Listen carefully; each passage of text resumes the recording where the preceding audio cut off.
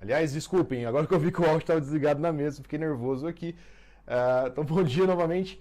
Essa vai ser a nossa primeira apresentação em inglês do Learn49, tá? Então, espero que vocês gostem e tirem proveito dessa experiência, vai ser bem legal, tá? Então, a ideia aqui é a gente conseguir explicar o Learn49 da mesma forma que a gente fez no primeiro vídeo aqui na semana sobre essa nova série no D30. A ideia é que a gente faça o mesmo agora com ele, mas em inglês, tá? Qual que é a vantagem disso, tá? Para vocês que estiverem estudando inglês ou ainda se você se sente tímido na hora de falar inglês, eu vou mostrar para vocês que dá para fazer. Tá? Então, esse é o desafio, tá? Então, estou me desafiando aqui para vocês saberem que é possível.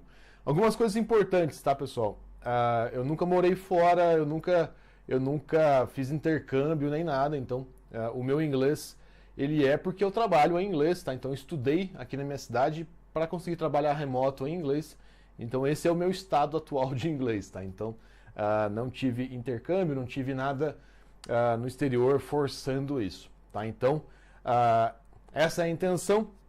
Bom, e a gente pode começar fazendo, né? Deixa eu tomar uma água e vamos lá.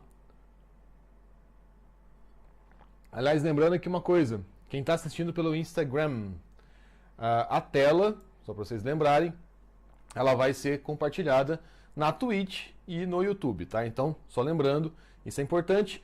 Outro ponto importante, talvez o vídeo em inglês ele não saia diretamente no canal do DevPlano, tá? Então ele deve sair no canal do Learn49, beleza? Então, provavelmente ele não vai ser um pouquinho diferente aqui. Fala, Maurinho, beleza? Então provavelmente vai ser um pouco diferente aqui, tá? Então ele não vai sair diretamente no canal do DevPlano. E depois eu vou explicar como que ele vai sair no canal do DevPlano, vocês vão ficar mais por dentro aí. Beleza, pessoal? Então a gente vai falar sobre o software em inglês. Wish me luck.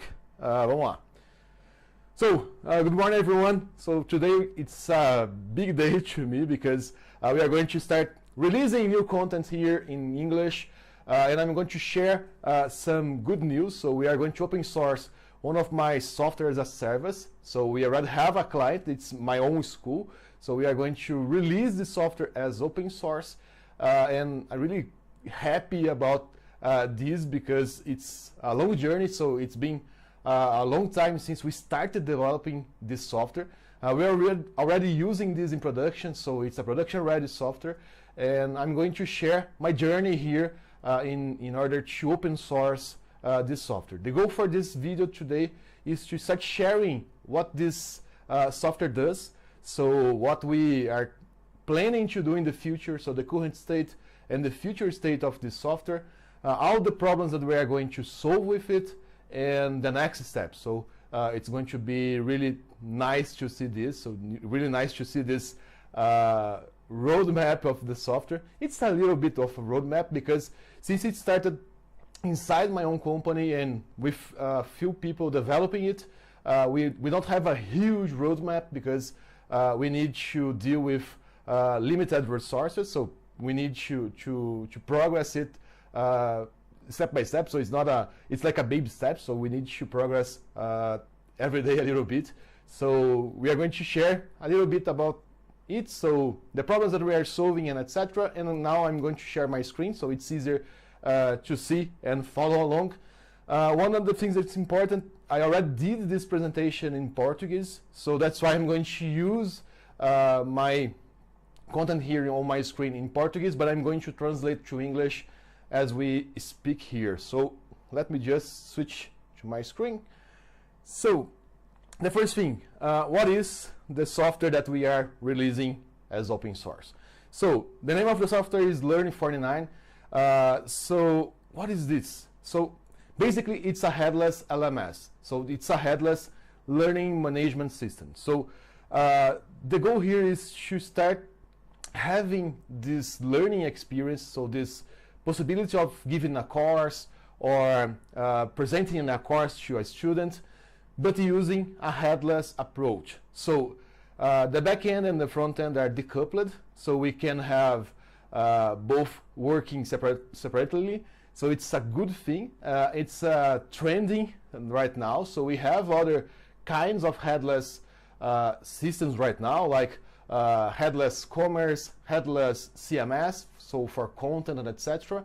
And the goal for Learn49 is to have this learning experience as a headless service. So the goal here is to have the API providing the business rules, providing or enforcing the business rules, and we have some tools that help us to have the front end. So the front end is going to connect to this back end, but we can create more things on the front end. So it's a nice thing because every time that we want to express or to create a new learning experience, basically we are creating a new front end. So it's like a website when we are doing or dealing with a headless CMS. So it's a way of presenting that data.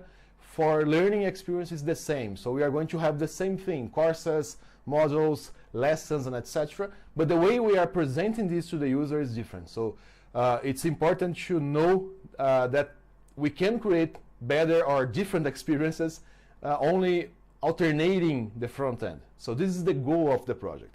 And we summarized this as the building blocks of extraordinary learning experiences because of this. So since we have the back end and the front end decoupled, we can have different learning experiences because we can create things different. We can start building things differently. So I can create, for example, to my school, a front end that looks like Netflix, for example, or I can create a simpler version of it. So I can just list the models or list the lessons. So it's going to be easier to create custom solutions just using this approach. So this is the idea, this is the goal for this.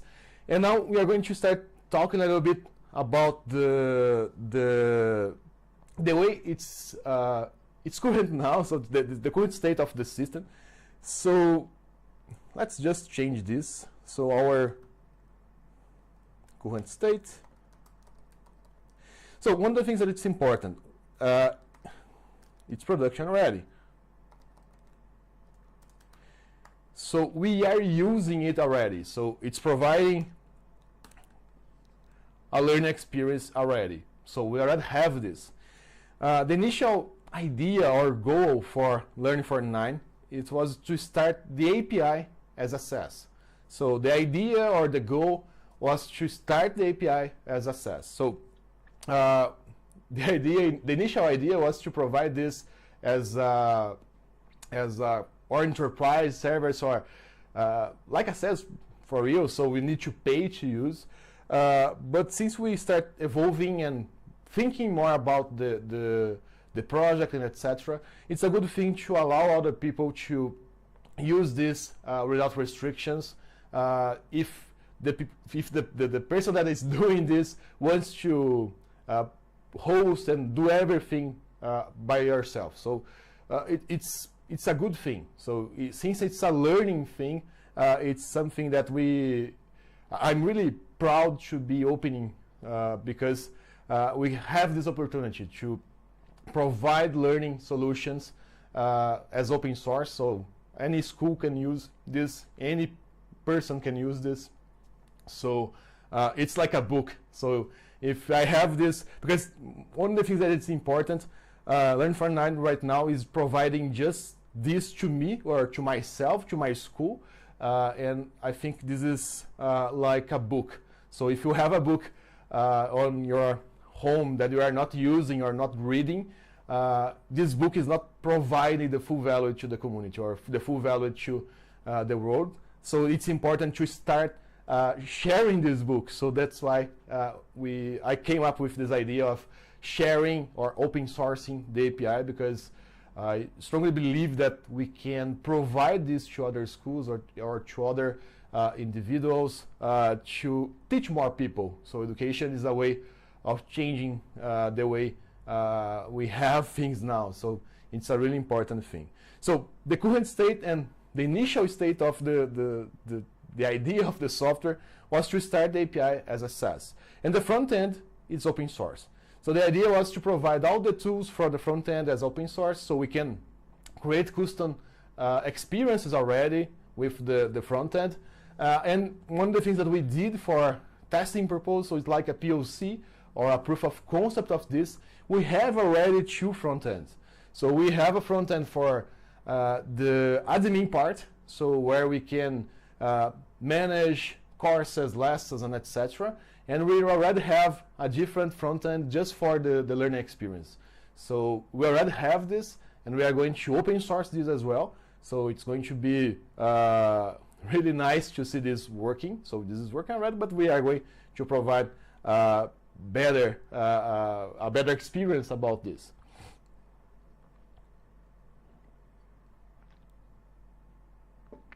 Another thing that's important, there is a post from Supabase blog that really inspired me to do this. So after reading this blog post, I got this idea of open sourcing my SAS, so it was really nice. So I strongly recommend that you get this blog post. I'm going to try to get it here. So let's see, Supabase, open, yeah, this one here.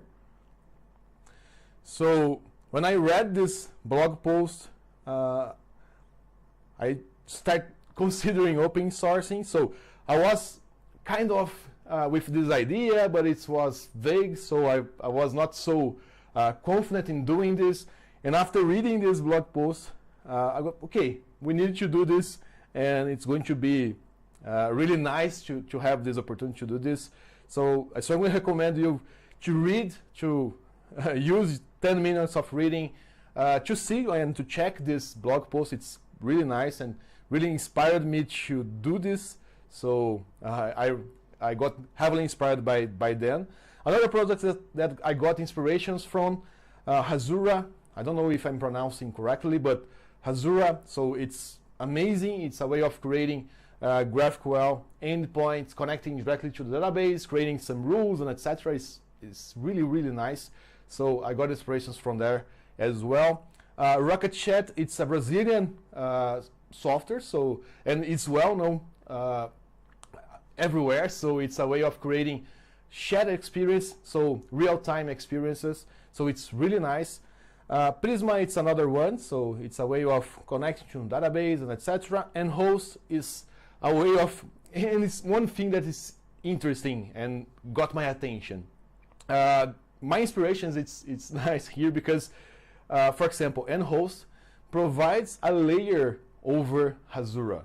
So it's an open source over an open source. So we have Hazura, for example, that has some cloud services and etc. And then host provides even an extra layer over Hazura.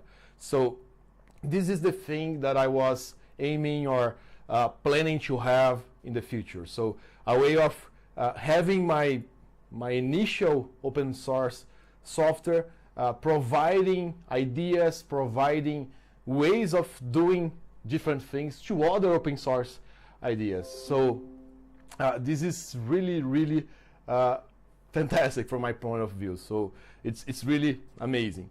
So another thing, so we have the current state, so we have the way we are doing, or we've been doing things so far.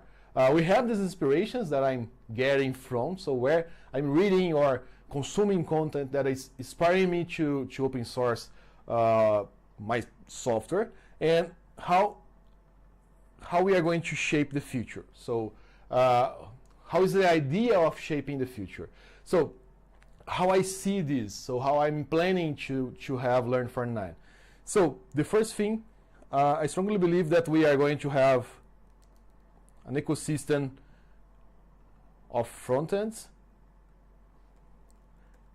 I don't know if I'm writing this properly.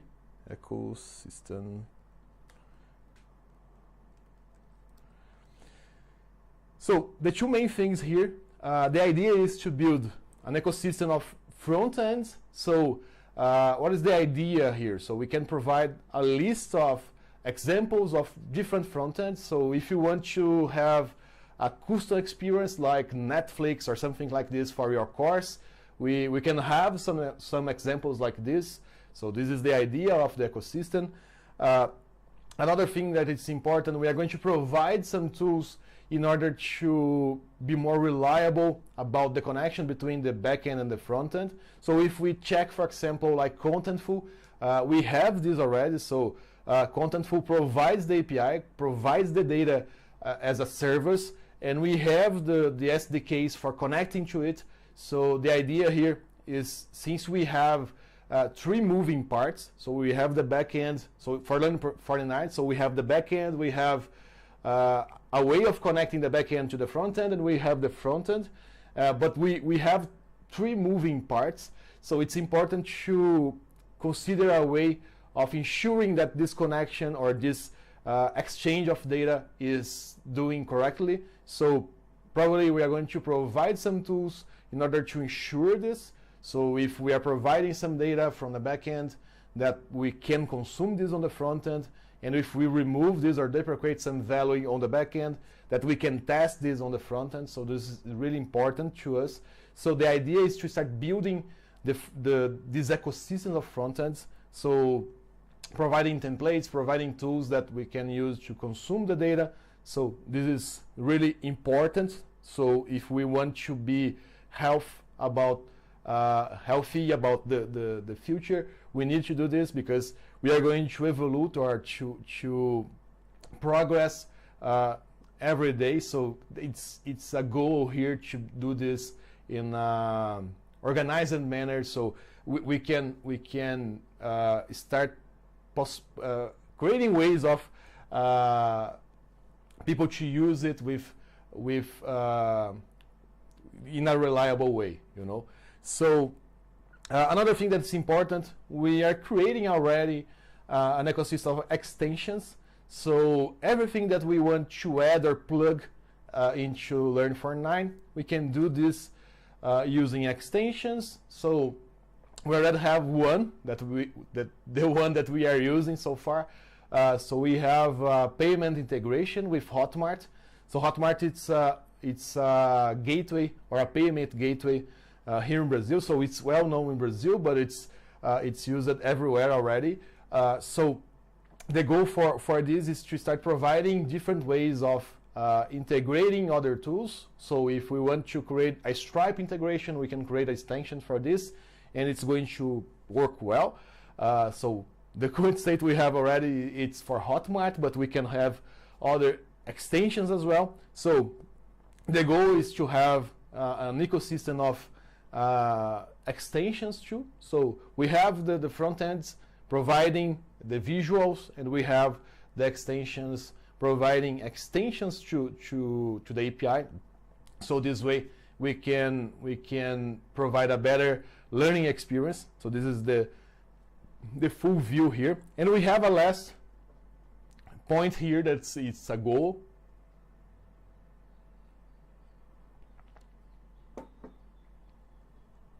This is the thing. In Brazil, I run a school, so we teach web development, and we talk about career in Brazil. And one of the goals that I have with this software, it's to create a way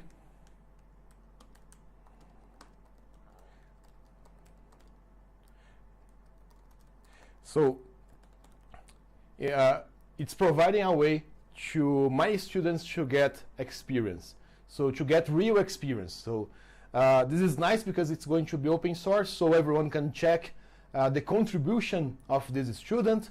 So this is really nice because we can have this way of providing experience, getting back to the community, because if the student is contributing to the software, is contributing to the ecosystem, we have two things here, or two things happening, because the student is getting experience because he's providing this code, or and he's part of this ecosystem, so passing through PRs, reviewing, and things like this. So this is really a nice thing to me, because we can consolidate ideas, because one of the things that it's important to me as a teacher is to provide the best experience to my students.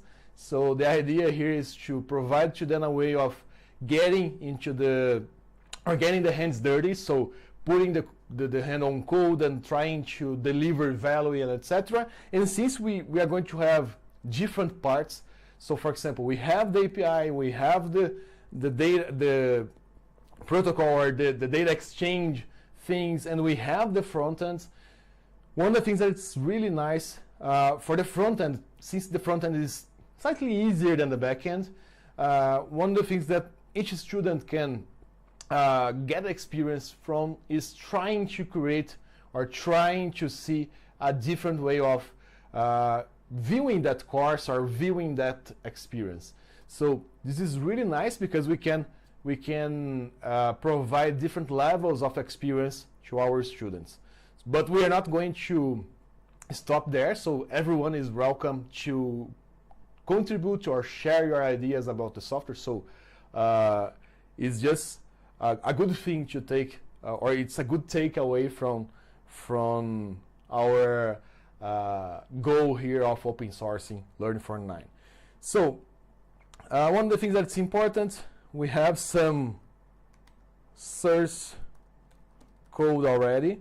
So here is how Learn49 is already divided. So we have already Learn49/Aura in GitHub. So Aura is nice because everything front end we called Aura. So this is the current state. And we have ID49. The ID49 is the name of my company in Brazil. So that's why it's ID49/Learn49 API. So this is the current state. We are going to change this. So we have 3 different repos for the current version. So the current version that we have. So we have Learn49 API, Learn49 frontend, and Learn49 site. So why we have the Aura outside of the others? Because it was when we start considering already to open source. So we start open sourcing the front end. So that's why the name is Aura. We are going to talk more about the Aura UI and etc. But it was the first step. So we start creating this, providing this first step, and now we are organizing everything to provide the whole experience. So this is the current state of the source code, and we have the future as well. So in the future, we are going to have Learn49/Learn49. So it's going to be a mono repo. So we are going to have everything that we have here inside this mono repo. And we have the website separated from the rest. Because one of the things that I like, so mono repo works nice, but it's a thing that most apps need to evolve together. So one of the things that I always see happening, so sometimes the website progress in a different pace than the rest of the code base. So sometimes it's nice to have this separated. So the idea here is to have everything from the API, the data exchange parts, the front ends, and etc. happening inside the mono repo, and the marketing part, or the way we have or keep our website, and etc. we have a different repo. In the future, maybe we can put everything together, but so far it's nice to have this contextualized thing. So if we have docs, backend, frontend, and data, it's nice to versionate this or keeping versions that progress together inside a mono repo. And probably for the website, we're going to have a different pace or a different way of progressing. So it's nice because we can do this without a lot of interferences. So we're not going to have, for example, commits inside the mono repo just dealing with the website, and maybe it's just a change in a copy or a blurb or something like this inside the website. So we don't need to versionate this along with the other real parts that are moving. So this is the reason so far I divided the project this way. And another thing that's important, usually we are going to have the version of the API, the version of the data exchange models, and the front end, and probably they are going to progress together. So it's relevant to have this progressing along each other. So it's going to be really nice to see this happening inside of mixing with the marketing needs from the website.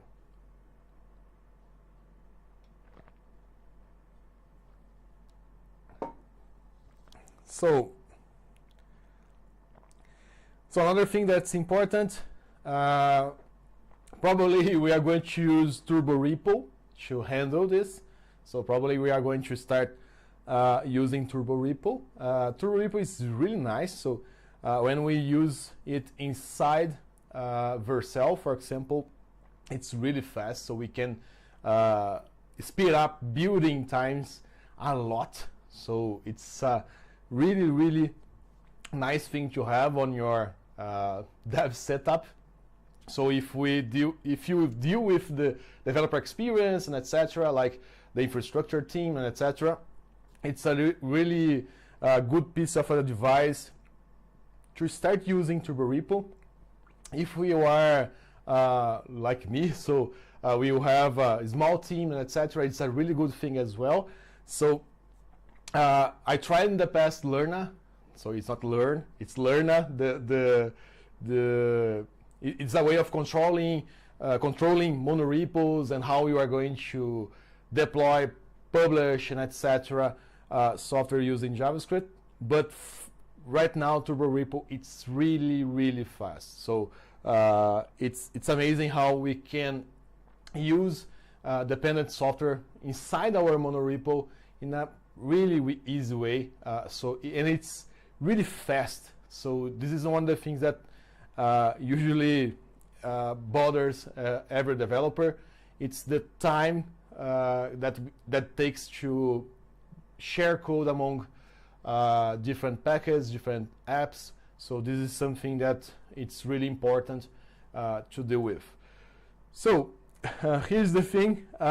This is the initial version. So it's important just to share a little bit about the current state, the future, and what we are going to do here. So that's why I'm explaining and talking about this. We are going to have new videos about everything here. So we have more things to talk about. So how the projects are going to be organized, how we are going to organize inside the monorepo. But the last thing that I want to share with you guys is why I started creating LMS instead of using something that is already available on the market.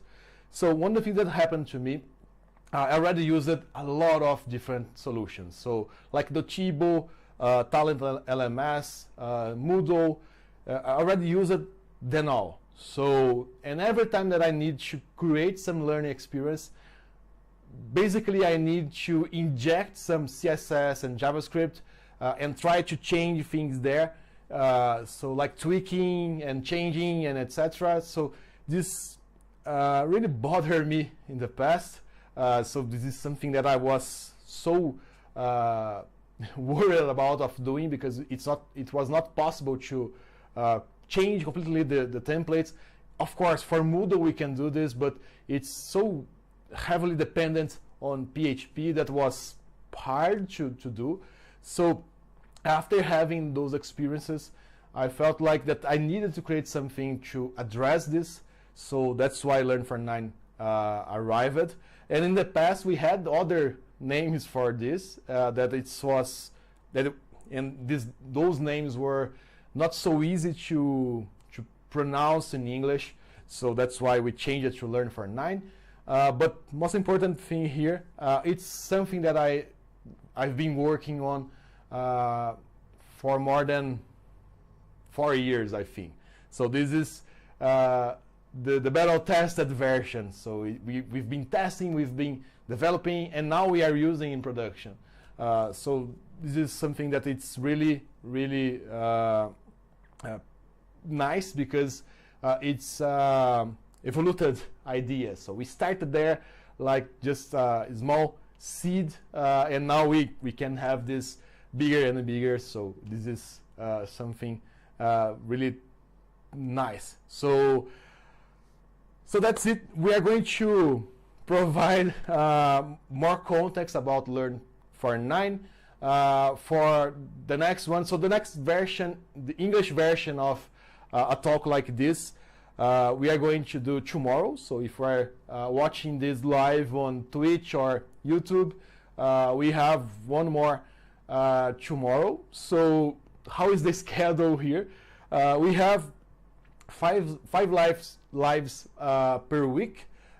3 of them we are going to do in Portuguese, 2 of them we are going to do in English, specifically for Learn49. So I don't know if we are going to do this forever, but just for the sake of kicking off Learn49, we are going to do this. So this is important. So the idea here is just to start creating some content for Learn49 as well, so we can have the possibility of having more users, and it's going to be nice to share this crazy idea with more people.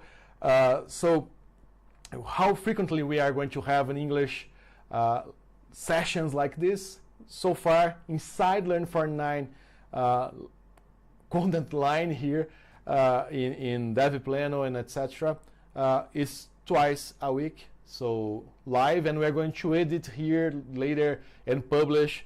Probably it's going to take some days in order to do this, but this is the deal. So we are going to start this. So probably we are going to have some content inside Learn49 that is in Portuguese, and I'm sorry for this for now, but we are going to progress and change this to English if we found something like this there. So thank you for watching, and now I'm going to switch back to Portuguese.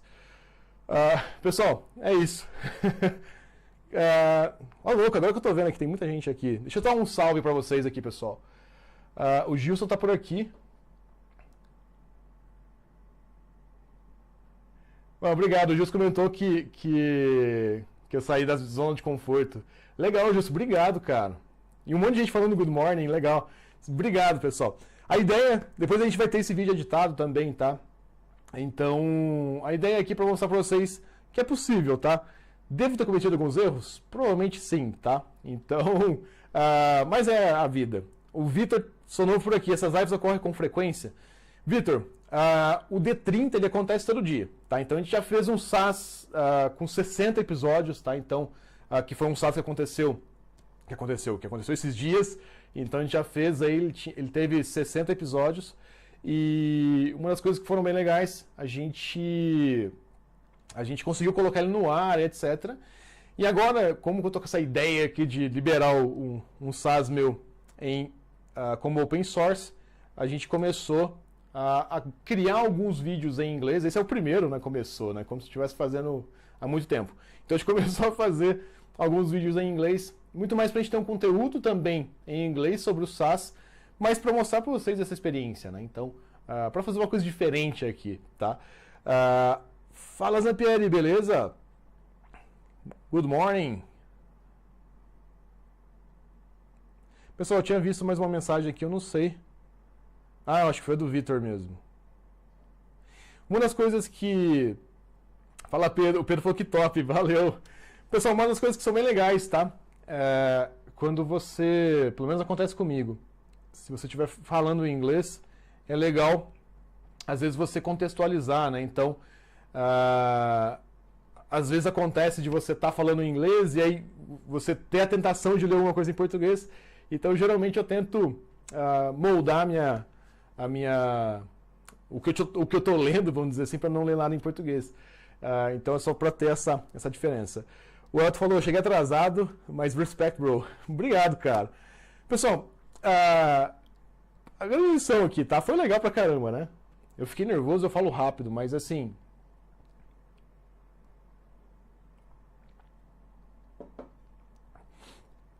Outra coisa que a gente vai fazer amanhã, eu vou fazer a mesma coisa que a gente já fez em português, tá? Então, provavelmente, uma das coisas que vocês vão perceber aqui, talvez eu não consiga acertar o Spontiveros comentou sobre SaaS, sim, software como serviço. Yes, software as a service. Uma coisa que eu não consegui controlar aqui foi o tempo, tá? Então, assim, geralmente o tempo em inglês para mim ele ainda é meio...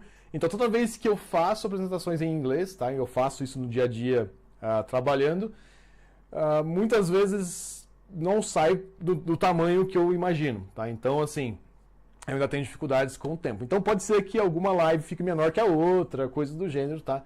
Mas é porque eu não estou acostumado mesmo em moldar ao mesmo tempo aí esse planejamento do conteúdo em inglês. Então, vai acontecer, mas a gente vai dando um jeito. Pessoal, essa é a minha ideia, tá? Que vocês acompanhem comigo aqui de como que a gente está fazendo isso em público, tá? Então, esse building in public, eu chavei direto. Certo? O Vitor comentou que massa, comecei a acompanhar na hora certa. Show, cara! Que ele está numa imersão de inglês. Que legal, cara. Chega junto que vai ser bem bacana, cara. Tá? Então é uma experiência bem interessante. Para mim está sendo muito massa. Então espero que vocês gostem. O Elton comentou se eu estava lendo. Eu não estava lendo, tá? Eu só estava acompanhando. Pessoal, só explicar aqui quem perdeu o comecinho. Esse material que está aqui a gente produziu há 2 dias atrás juntos, né? Então eu fui explicando o SaaS para vocês aqui, né, no D30 em português e eu anotei tudo.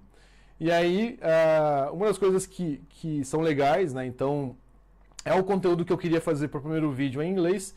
Então, ao invés de criar o material de novo, eu fui acompanhando o material que eu já tinha criado em português. Então, a única coisa que já existia era essa tela que vocês viram aqui, quem está assistindo pela Twitch. Tá? Então, a ideia, Elton, é mostrar esse processo de abrir o código-fonte de um SaaS, de um software como serviço meu, tá? Então ele já existe, ele está funcionando e a gente está abrindo o código-fonte dele, então é por isso que a gente está compartilhando tanto em português quanto em inglês, tá? Então, mas eu não estava lendo, tá? Então, eu não consigo ler, tá? Se eu ficar nervoso, eu não consigo ler, então qualquer tipo de apresentação que eu fizer, eu tenho a tendência a não ler, porque eu não consigo, tá? Então, eu travo e tal, então eu prefiro fazer na hora e falar na hora, explicar na hora. O Zampieri comentou sempre levando conhecimento com a comunidade. Parabéns, mestre. Obrigado por vocês, né? Então eu fico feliz do resultado de cada um de vocês e a gente fica viciado, né, em ver vocês aplicando, etc.